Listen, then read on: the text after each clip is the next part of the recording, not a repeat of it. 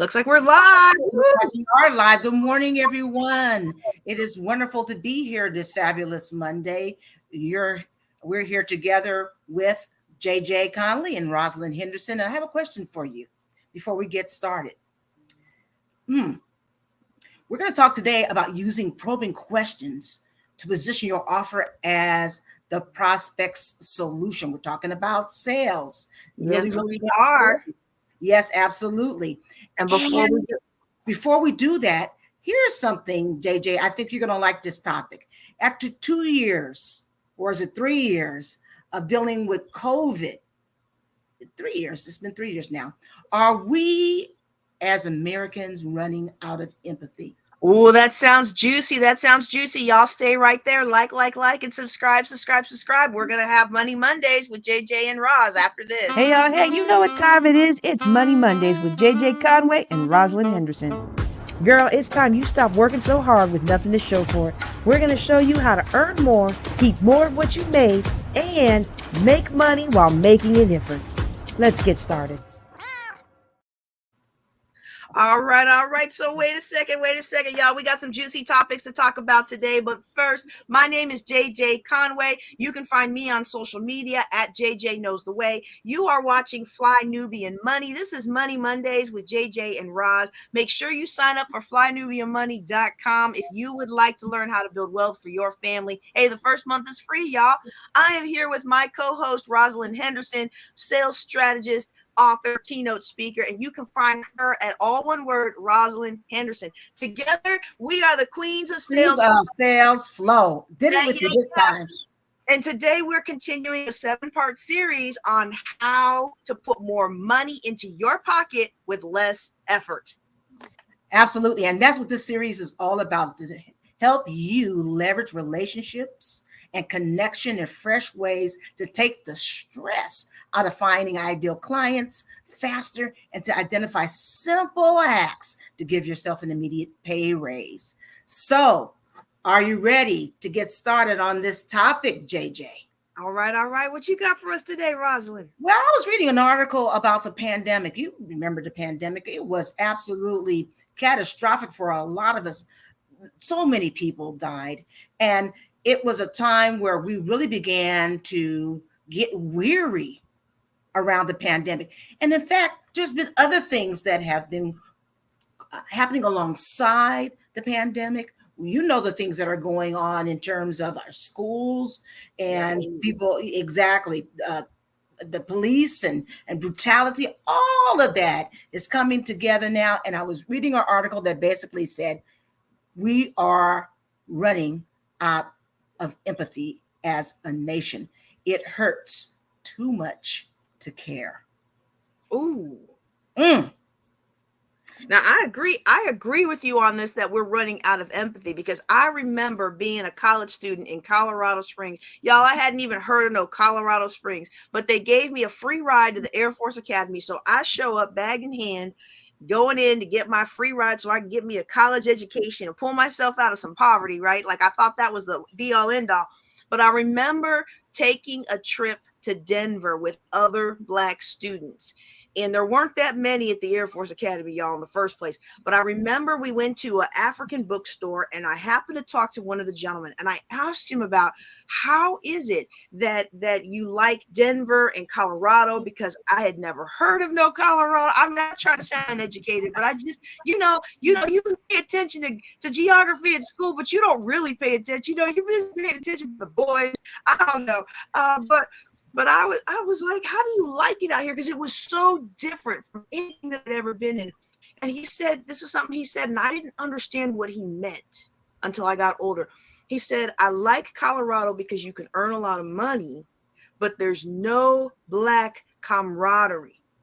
And I looked at him as a 18, 19-year-old girl who grew up in military family where there's a lot of military camaraderie, regardless of race, and I was like, well, what do you mean by that? And he was like, Black people out here don't support each other. And I honestly did not understand what he meant until I got here to where I am today. And I see that we still don't support each other. So Black America had lost its empathy, in my opinion, for each other long before the pandemic. But now it sounds like, from what you found, it's showing up everywhere. Whoa, that's a big can of worms right there. Yes, there's layers of that. And for sure, since Black folks are always in survival mode, I think things like empathy and other things are like gravy. When we're trying to just to survive, we're Yep. swallowing a lot of our emotions because we have to keeping on. So how does that even relate to what we're talking about today? Because we're talking about business, we're talking about finances, we're Right. talking about money. Well, it dovetails really well into the topic today because we're talking about sales and we're talking about earning money in sales and to be able to live a fabulous life offering our skills to the world. This is a small but powerful idea that I want entrepreneurs to embrace when it comes to sales. And you and I are big fans of John Maxwell. Maxwell. Yes. John always says, no one cares what you know until they know how much you care. Oh my goodness.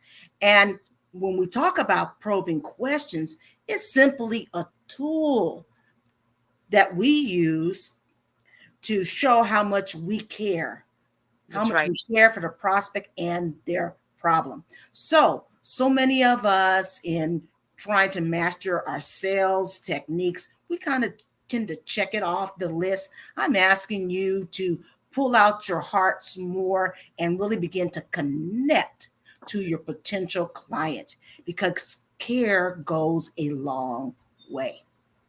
And especially right now with, even that, I didn't even know it was actual research out there. You found that it was actual research, but even right now, in this world that increasingly does not care about each other, being able to care, it's not just about getting a sale today, it's about long game, how do we build customers for life, and how do we build care, and we want them to succeed, and asking those questions and listening to actually hear, as opposed to listening to get our next word in. That goes such a long way to building that profitable yet genuine relationship. Yes. So it's incumbent upon the seller to understand that this is something that's always going to be under development for us. Because when we talk about empathy and using probing questions to show that and display that, what you're doing is gathering information that's Yeah. going to be really important because you want to be able to marry whatever your service is expertly to how you're going to solve their problem. The more information you have, the better.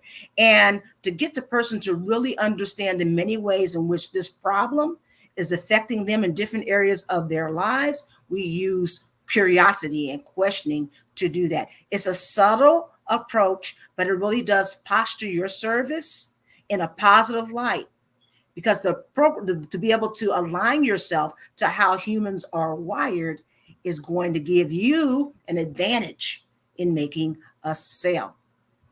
So I always ask my my participants that I work with to begin to develop that in themselves and spend extra time getting to really understand a prospect's problem. I like that. I like that because I think a lot of times, um, okay, so people who come to trainings that I put on or that we've put on together, a lot of times they are afraid of the sale because they are afraid of seeming pushy, or they're afraid of seeming manipulative, or I think what really is at the core of it is they have been manipulated so many times, and they have felt pushed into something so many times where the person selling hasn't had their best interest at heart, that for them the whole idea of sales is, I don't want to be that person.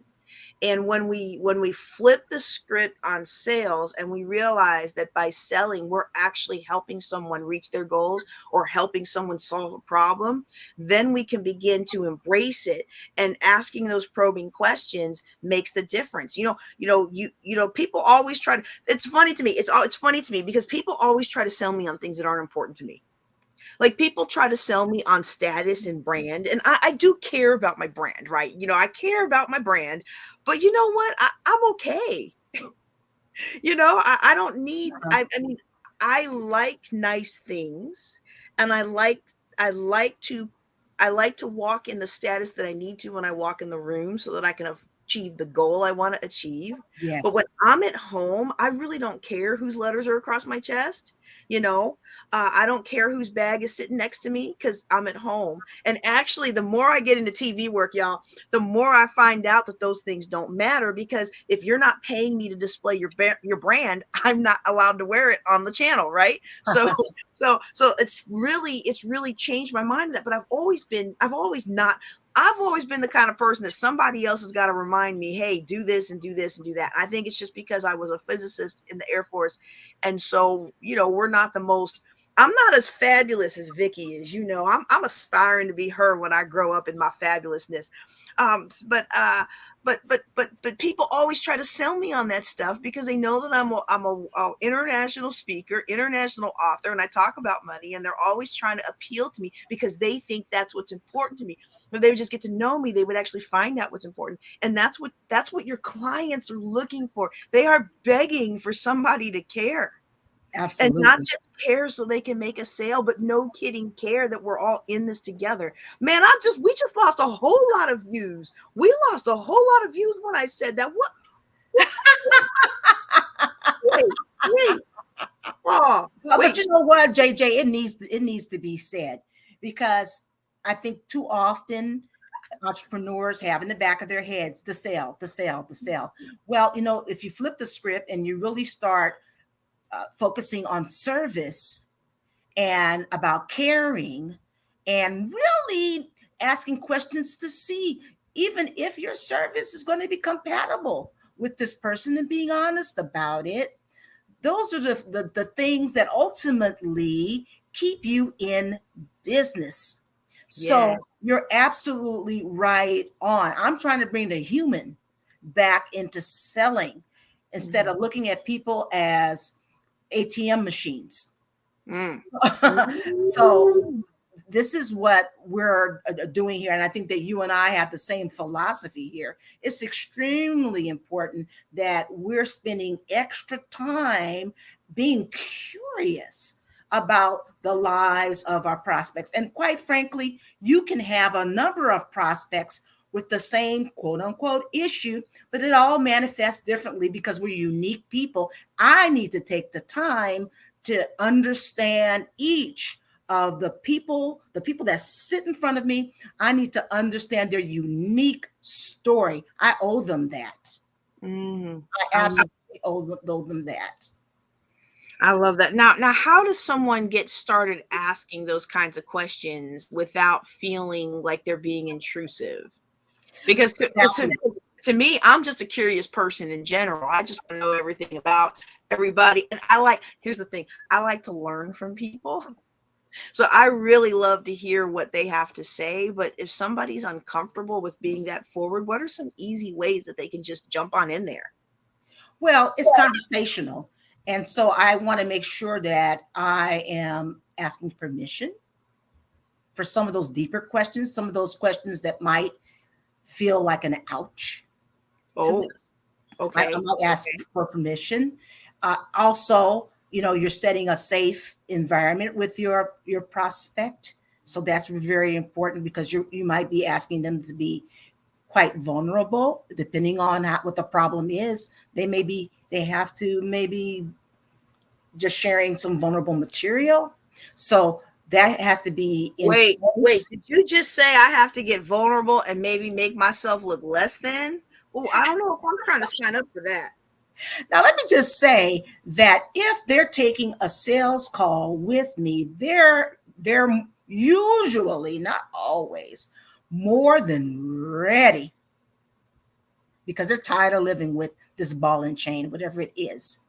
And the Mm-hmm. more of a ball and chain that it is, the more people begin to start getting real about how it's affecting every aspect of your life. And I think, thank you for bringing that up, JJ, because that's one thing that I really emphasize as we're being curious about our prospect. I want them to really get in touch with their pain even further, just for a moment, because sometimes we are unaware as people how it's touching other aspects of our lives. How does it affect you? You're 50 pounds, 100 pounds overweight. How does that affect your relationship with your wife?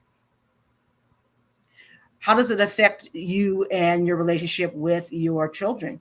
Do you have Mm-hmm. energy to play with them, or energy to even go to their baseball games?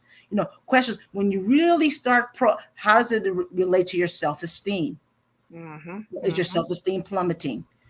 Or we're dealing with somebody who has fibromyalgia, and maybe you're a fibromyalgia expert, whatever.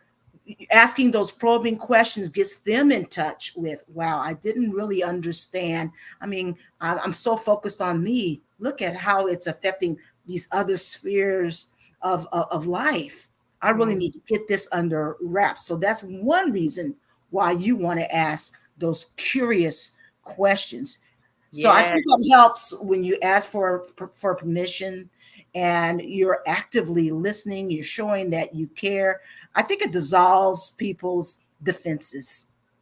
That's a big thing. But in order for it to dissolve their defenses, they have to trust that you actually care. Because some people are more trusting than others, and some people have a more trust inviting kind of personality. There's a better word for it. I know there's a better word for it. But there's some people that you just, as soon as you meet them, you just feel like you can trust them. A lot of times you can't, but as soon as you meet them, you feel like you can trust them. And but then there's other people that you meet and you're just like, even if they have your best interest in heart, you're like, what are they trying to sell me? And I know for me, this is one of the problems that I had with hiring a business coach, or even participating fully in a lot of the things that I even paid for. So like, I paid to be in the conference, I paid to sign up for your class, I paid to be here, but I still am resistant, because so much of my life, the same people who stabbed me in the back were the people who would start off with what they call the sandwich method. Let me tell you something good about yourself. Let me ask you for what I want, and then let me tell you something else good. But the sandwich, the bread and the outsides, they didn't really need it, and so you become conditioned to that. And so sometimes we have to look inside and do the work to make sure that we ourselves are not cutting off sales from others, or being able to ask probing questions because of our own history. And Mhm. so I know we've only got a few minutes left, but before you respond to that, because I know I can see on your face you got some juicy things to say, and I want to close with that juiciness, but I also want to share, because I keep forgetting to do this. I just realized, we're talking about busting free of these old paradigms that have kept us bound and kept us from doing what we need to do. And it's like, wait a second, I keep forgetting to share until almost the end the fact that we have an upcoming training that will help you do just that. We have an upcoming Queen of SalesFlow training that you can register for. It is absolutely free. It's actually not free because it requires the most expensive investment you will ever make, which is your time. Your time Mhm. is your most precious resource. And we are asking you, we are inviting you, we are welcoming you to come spend that precious resource with us, being able to do something that will help change the trajectory of your sales. Okay. So let me realize that I didn't scroll down there. Let me scroll down so you can see what it is. We are having a training Thursday, the 4th of May from 9 a.m. Pacific time, or that's 12 p.m. 9 a.m. Pacific time, 12 p.m. Eastern time. We're going to be on Zoom. If you register and you can't make all of it or you can't make any of it, you'll get the link to the workshop. But we want you to be in the room because it is time for sisters to help sisters succeed. It is time for us to help each other up level and grow our businesses. And not only will you be able to learn how to say goodbye to inconsistent sales, not only will you learn how to be more confident and clear in your message so that you can go after the sales without feeling bad or even just charging what you're worth. Oh, we're going to have a whole discussion on that, I think, next month. We're going to talk about charging what you're worth. You got to be in this room. You got to be in this room with two people who absolutely care about your success. All right. So, all right, I've got that there. I'm gonna put the link at the bottom so that people can register for that. And again, we're giving of our time, so this is absolutely no cost to you, and you will be able to learn some things that you can implement right away to put more money in your pocket. All right, Roz, we got about 3-4 minutes left. Go ahead and talk to us about these mental blocks that keep us from asking the probing questions and getting the sale. Oh, yes. So honestly, what I try to do, and one thing I want to inject is that before I am even on a sales call with a prospect, since I am a social seller, I have a Facebook group, I've already built something of a relationship right with my prospect before I ask them to hop on a sales call with me. All that does is make connection easier. They feel safer. And then I can ask those questions because I want to be able to clarify the problem. I want to be able to unearth any objection that they may have. And so let me give you an example in these next few minutes of questions that you can ask. And they're simple questions. What brought you in today? How long have you been dealing with the problem? Can you tell me more about that? Again, I talked about how does the issue, how does it impact your marriage, your finances, your health, your esteem? What have you done in the past to solve this problem? What parts have worked? Why do you think you haven't gotten the full result yet? That's a good one. Those are a few questions. And JJ, you want to chime in on some other questions? I have more, but what do you typically ask in your sales calls? One of the things that I love is that last question is about how things are working. And I know I personally cannot stand it when people assume that I haven't tried this or tried that. And so they ask questions like, oh, well, why don't you try this? Or why don't you? That is not a probing question. That is a condescending, shut me down question. Right. But I like to ask, well, so what happened when you tried to solve this, or what happened? Because I want people to understand you're worried about making a wrong decision. I understand your pain. I understand where you've been. I've been there. I've been able to bust through that, and I can help you be the hero of your story. And so those are the kinds of questions, and it really is that coaching strategy that served me so well in the Air Force, actually, because when you get people thinking, it actually develops their ability to solve problems. And when I make a sale, I want somebody who is getting into that mind frame of solving their problems, because the only way I'm going to be successful in helping reach 1 billion women to empower them to live financially free is if I can help you solve your problem and you can go on and help somebody else solve their problem. Yes. So those are the kinds of questions that I ask. And you also are bringing up a good point in that as we're asking these questions, you might want to camp and go even deeper. So tell me more about that. And as they're telling you more about that, spontaneously, other questions will come to mind. You might want to camp on a particular point because you're feeling there might be an objection and you want to pull it out. So a lot of this is art, not science. But the idea is, as we talk about developing questions, is that you start with some questions in mind. You have questions to get the conversation started. And then, you begin to use your intuition in terms of how to continue questioning. And again, the spirit of this is not interrogation. It's not interrogation. It's because I'm genuinely curious about what it's like to live with this problem. You might want to ask them about the time frame in which they want to fix this issue. You want to ask them about maybe how urgent, on a scale from 0 to 10, 10 being very urgent. How urgently do they want to address this issue? And you want to ask them, have I covered everything? But camp in asking questions, because it's going to give you a 360 on the prospect that is sitting right in front of you. And it does translate that you care.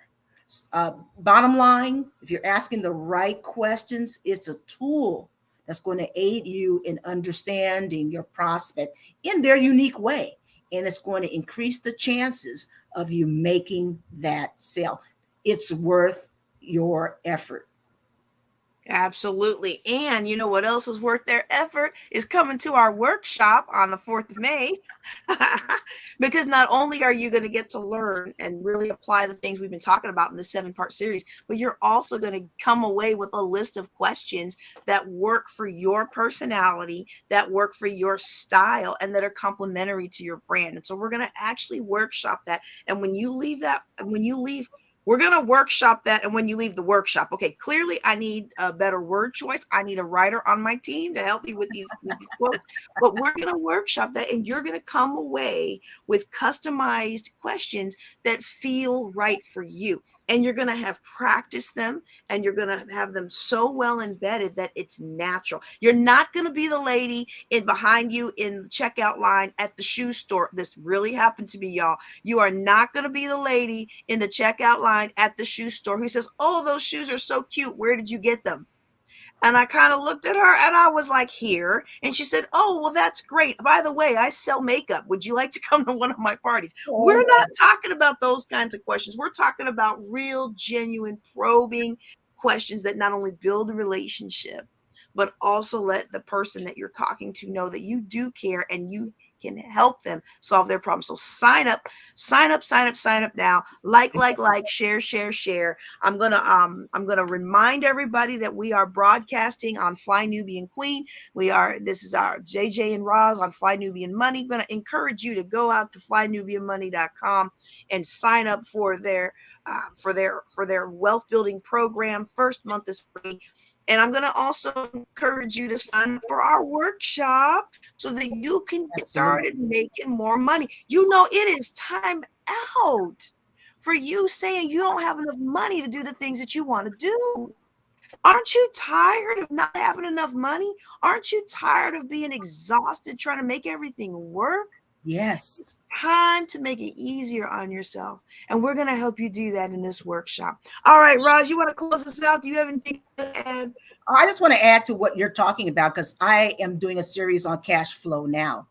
And so many entrepreneurs are interested, and they're hoping and a wishing that that money will come into the bank account. But it is about your ability to sell and to be able to understand human design and to be able to bring the art and science of sales together so that you can become proficient. This is what this is about. And we're going to workshop a number of things in this workshop. Okay, because I am all about activities and exercises that bring to life the concepts that we're talking about, so you can walk away saying, okay, I have a better handle on how to handle objections. That's right. That's right. All right. Yes. Well, that is all we have for you today. I want to encourage you to chime back in for our next Money Monday. We're going to be talking about benefits and visualization. You can have the most amazing product out there, but if the prospect doesn't realize or cannot visualize how this helps them solve their problem, how this helps them make their life better, how this helps them improve their status, then it's just going to sit there purchased. So we want you to join us again next week. We're going to be talking about benefits and visualization. All right. I am JJ Conway, and on behalf of my co-host Rosalind Henderson, I want to thank you for being here with us on flynubiamoney.com. We'll see y'all next week, same time, same place. Y'all take care and be blessed. Take care now. Bye-bye.